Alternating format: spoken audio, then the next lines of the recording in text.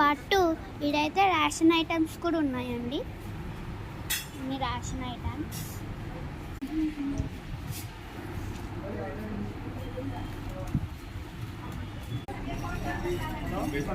बेसन लूज नहीं है सर, पैकेट है। ఇవైతే ఆయిల్స్, డేట్స్ అవన్నీ ఉన్నాయి. సో ఫ్రెండ్స్, ఇడైతే చాక్లెట్స్, కిండర్ జాయ్స్ అవన్నీ ఉన్నాయి. చాయ్, కాఫీ, కార్న్ఫ్లేక్స్, మిల్క్ మేడ్ అవన్నీ ఉన్నాయి. సైడ్ వచ్చేసి చిప్స్ అన్నీ ఉన్నాయి. ఇంకా